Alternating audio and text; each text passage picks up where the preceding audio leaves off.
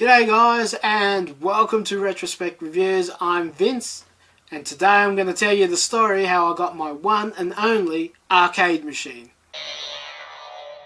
If you grew up in the 80s and 90s, the one thing that most kids wanted was to have their own arcade machine in their home, and I was no exception.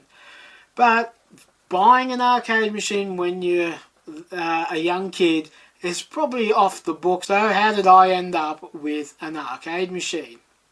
It's a funny story. This was probably late 80s, and I think I was just in my first year of high school, so it was about 1988. And me and my friend had just come back from a Macca's run. On the way back, we got back to our local train station, got off, and we're walking back to past townhouses. There was two townhouses next to each other. I happened to spot a arcade machine, one of those glass top tabletops where you had one person sat on one side, one sat on the other side. So it was like a tabletop. And I said to me mate, "Oh, that's an arcade machine. I wonder if they want that." Being a kid, it never dawned on me, maybe they did want that. But I had the balls to go up and knock on the door, and a lady answered, and I said, "Excuse me, can I have this arcade machine?" And she looked at me and she said, "Yes, get rid of it. I don't want it, take it." And yeah, I looked at me mate and I said, "She said we could have it." And he looked at me and he said, "Oh, okay."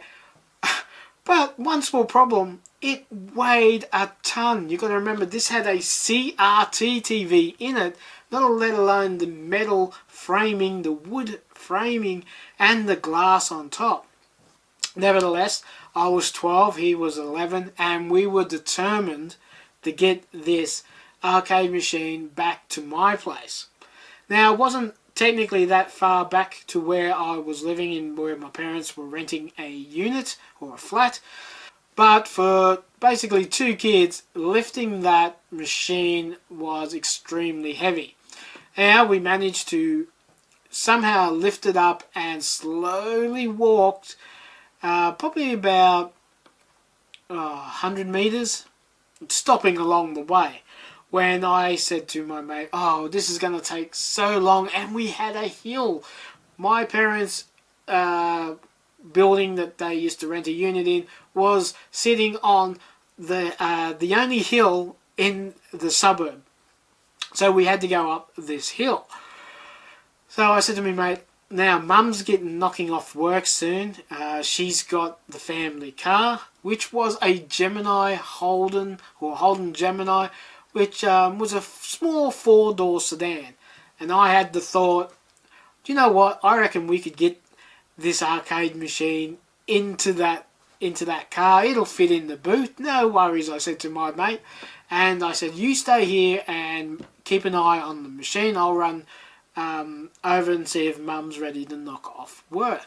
Now, Mum only worked over the other side of the railway tracks in a takeaway shop. So I went over there. I said to Mum, "Oh, when are you finished, Mum?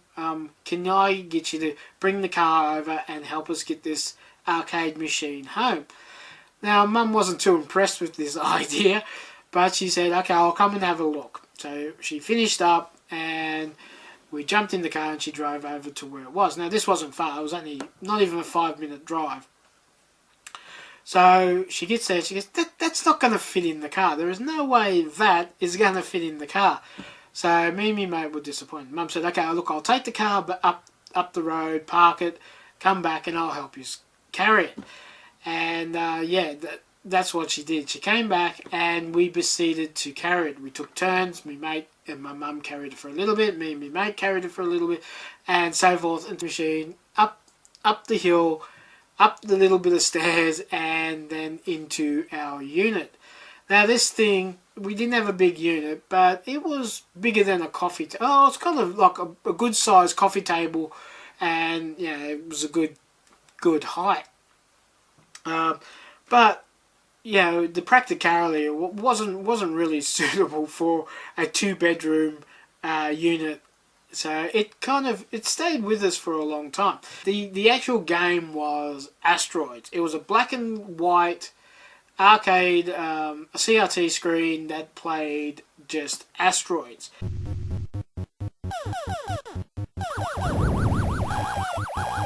Now, luckily for us, the lock on it was broken, so you could lift the top, and there was the button where you could push to give yourself as many credits.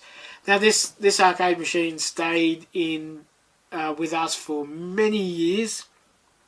We had many friends over, used to play it, but funny enough, it ended up being my computer table. Yeah, when I got my Tandy Coco 3, the novelty had ran off, because you can imagine it was just Asteroids, and arcade machines had come a long way from that point.